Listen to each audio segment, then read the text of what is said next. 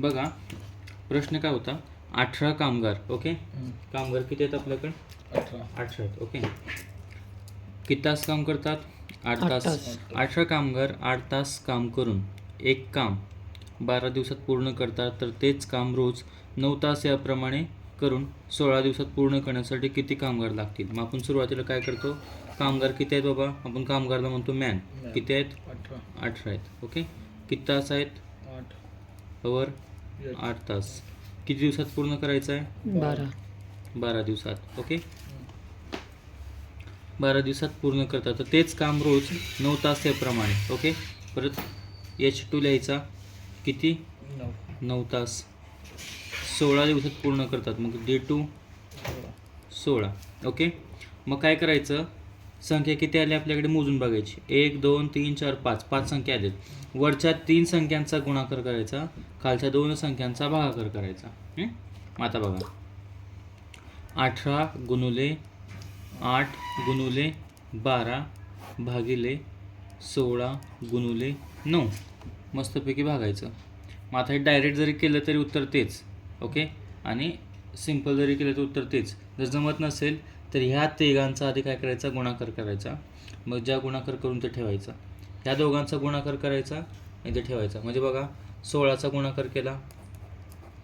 Okay, 16चा गुणाकार केला, 9 1 9 9 2 18. मग 9चा भाग न जाते का? नाही जात. मग 9 1 9. 16तून 9 गेली, किती राहिली?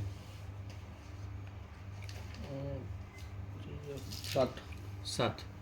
ओके, मग लक्षात घ्या, जर आपण डायरेक्टली असं जरी गुणलं उत्तर तेच आहे.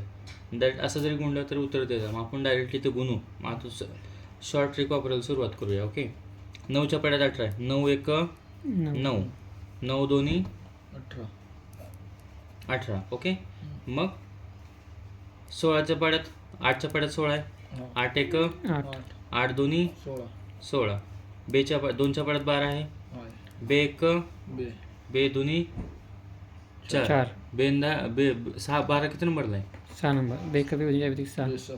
बेत्रिक 6 बे 4 8 बे 5 बे 6 12. ओके, मग ह्या तिघांचा गुणाकार करायचा. 2 गुणुले 1 गुणुले 6. बे 1 बे बे 6 12. आन्सर तुमचं 12. डायरेक्ट तुम्ही असं करू शकता. ह्याला टाईमपास होतो, ह्याचा करायचं गुणाकार, परत हे मांडायचं गुणाकार करायचा. हे आलं ना, हे कधी येतं माहिती आहे का? प्रॅक्टिस जास्त केल्यानंतर. सुरुवातीला तुम्ही हे 2 गोष्टीचा गुणाकार करायचा, आलेली संख्या इथे द्यायची काय असेल ती. मग ह्या सगळ्यांचा गुणाकार करायचा, आलेली संख्या मोठी असते काहीतरी अशी. मग ह्या संख्या इथे टाकायची, मग भागत बसायचं. मग खूप टाईम जातो आपल्याला, तेवढा टाईम नाही. डायरेक्ट सोडवता आलं पाहिजे. हे समजतं का? कसं सोडवत आहे हे समजलं? सोडवायचं, भागच घालायचं फक्त. समजलं? अजून एक गणित घ्या म्हणजे तुम्हाला समजेल. नाही समजलं तर मी अजून सांगतो.